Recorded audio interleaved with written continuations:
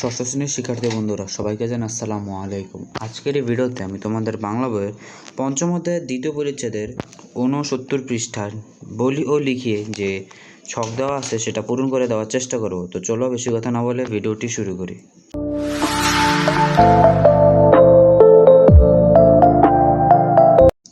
এখানে দেখো লেখছে বলি ও লিখি। আমার দেখা নয়া চিন রচনায় লেখক যা বলেছেন তা নিজের ভাষায় বলো এবং নিজের ভাষায় লেখো।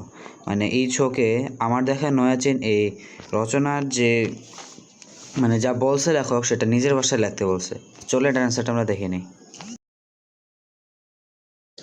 তো এই হচ্ছে আমাদের অ্যান্সারটা।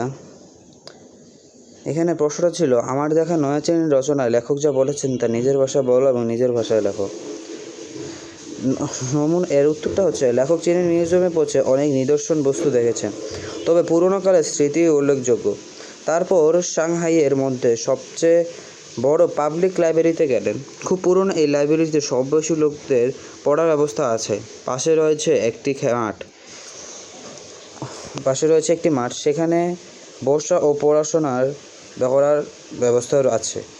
সেখান থেকে লেখক এক্সিবিশন দেখতে যান, নতুন চীনের নতুন জিনিসপত্র দেখে হোটেলে ফিরে আসেন। 1 ঘন্টা পর লেখক গেলেন নদী দেখতে। তারপর ছেলেদের খেলার মাঠে গিয়ে দেখেন ছাত্র শিক্ষকরা সেখানে আছে। সেখানে লেখক অভ্যর্থনা গ্রহণ করে বিদায় নিয়ে বড় বাজার দেখতে যান। সেখানকার এক সাইকেলের দোকানে গিয়ে লেখক দেখেন চীনের তৈরি জিনিসের দাম বেশি এবং বিদেশি জিনিসের দাম কম। জানতে পারলেন এখানকার লোকেরা তাদের দেশীয় পণ্য ক্রয় করে দাম বেশি দিয়েও। সেখানে নিত্যপণ্যের আকাশচুম্বী দাম বাড়ার সুযোগ নেই। সেখানকার সরকার ও জনগণ খুবই সচেতন। তো এই ছিল আজকের মতোই। দেখা হবে নেক্সট ভিডিওতে।